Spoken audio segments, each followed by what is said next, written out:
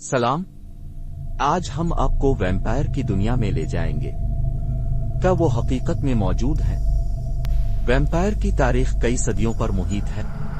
उनकी कहानियों ने लोगों को खौफजदा किया है। वैम्पायर की खुसूसियात उन्हें बाकी इंसानों से अलग करती है। इनमें से कुछ खुसूसियात हैं, जैसा कि खून पीने की आदत, जो कि आम इंसानों में नहीं, रात के वक्त फाल होना, वैम्पायर की तेज समात और बीनाई, वैम्पायर की खौफनाक फितरत। वैम्पायर के बारे में बहुत से अफसाने हैं, लेकिन क्या वो हकीकत में मौजूद है?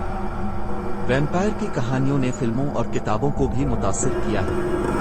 वैम्पायर के बारे में लोगों का का ताल्लुक मजहब और सकाफत से है। वैम्पायर की मुख्तलिफ अक़साम हैं। इनमें से कुछ अक़साम हैं: वैम्पायर, ड्रैकुला, खूनखार, मैयत।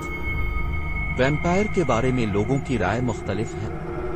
कुछ लोग उन्हें हकीकत में मौजूद समझते हैं, जबकि दूसरे उन्हें अफसाने समझते हैं। वैम्पायर के बारे में दिलचस्प कहानियां हैं। इनमें से कुछ कहानियों हैं: ड्रैकुला की कहानी, वैम्पायर की कहानी, खूनखार की कहानी, मैट की कहानी।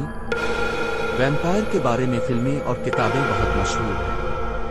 इनमें से कुछ फिल्में और किताबें हैं: Dracula film, Vampire Diaries TV series, खूनखार किताब।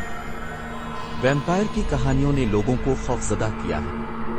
कहा जाता है कि वो सूरज की रोशनी से भागते हैं कि ये उनको जला देगी।